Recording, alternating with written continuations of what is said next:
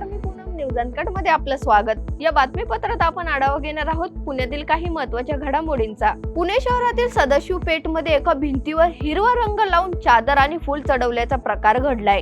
ही घटना लक्षात येतच भाजप खासदार मेधा कुलकर्णी आणि काहींनी मिळून पुन्हा ते हिरव्या रंगावरती भगवा रंग देऊन त्या ठिकाणी एका गणपतीचा फोटो लावला असून पुणे शहरातच नाही तर महाराष्ट्रासह अनेक ठिकाणी हे प्रकार सध्या वाढले असल्याचा दावा मेधा कुलकर्णी यांनी केलाय. आपल्या आजूबाजूला काय घडतंय याकडे सजग हिंदू म्हणून आपण लक्ष देऊ, असं आवाहन भाजप खासदार मेधा कुलकर्णी यांनी केलंय.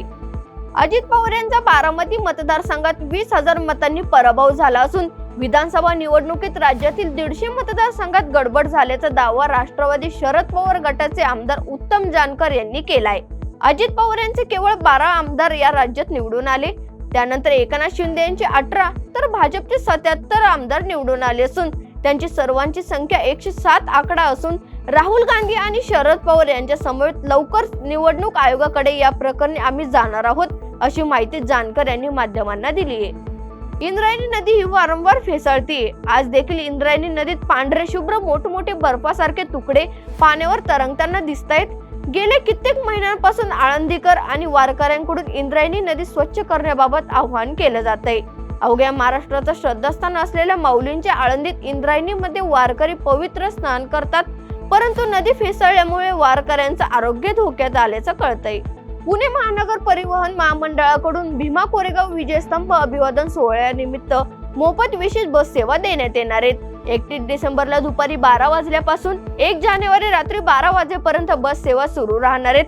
त्यासाठी लोणीकंद विभाग आणि शिक्रापूर विभागातून विविध मार्गावरून बस धावणार आहेत आणि अनुयायांना सुलभ प्रवासही करता येणार आहे. समाज कल्याण विभागांतर्गत आलेल्या काही वसतिगृहांची स्थिती अत्यंत बिकट आहे. वसतिगृहांचा कंत्राटदार कोण, कोणत्या राजकीय पक्षाशी किंवा नेत्या मंत्र्याशी संबंधित आहे हे न पाहता सुविधा न देणाऱ्या ठेकेदारांविरोधात थेट कारवाई करण्यात येईल, असा इशारा सामाजिक न्याय मंत्री संजय शिरसाट यांनी दिलाय. पुणे आणि पिंपरी चिंचवड शहरातील मुलींच्या शासकीय वसतिगृहाला भेट देऊन त्यांनी पाहणी केली आहे. पुण्याच्या इंदापूर पोलीस स्टेशन हद्दीमध्ये घरफोड्या करणाऱ्या आरोपींना अटक करत पोलिसांनी त्यांच्याकडून 16 लाख किमतीचे दागिने हस्तगत केलेत. गुप्त बातमीदार आणि सीसीटीव्ही फुटेजच्या आधारे आरोपी श्याम पवार आणि युवराज ढोणे या दोघांना अटक करण्यात आली असून त्यांच्याकडून तब्बल 24 तोळे सोन्याचे दागिने जप्त करण्यात आलेत. गेल्या काही वर्षांपासून देशातील सर्वसामान्य जनता वाढत्या महागाईमुळे पूर्णपणे बेजार झाली आहे. पुणे शहरासह संपूर्ण जिल्ह्यात CNG च्या दरामध्ये वाढ करण्यात आली आहे. यामुळे सर्वसामान्यांना याचा मोठा फटका बसणार असून मिळालेल्या माहितीनुसार CNG प्रोव्हायडर MNGL ने CNG च्या दरामध्ये 1.10 रुपये प्रति किलो एवढी वाढ करण्यात आली आहे. महत्त्वाचे म्हणजेच हे नवीन दर आजपासून लागू होणार असल्याची माहिती कंपनीकडून समोर आली आहे. 1 जानेवारी रोजी भीमा कोरेगाव शौर्य दिनानिमित्त पुणे ग्रामीण पोलीस सतर्क झाली आहे. या ठिकाणी मोठ्या प्रमाणात पोलीस बंदोबस्त ठेवण्यात आलाय. तसेच NDRF, DDS, SRP आरोग्य केंद्र आहेत.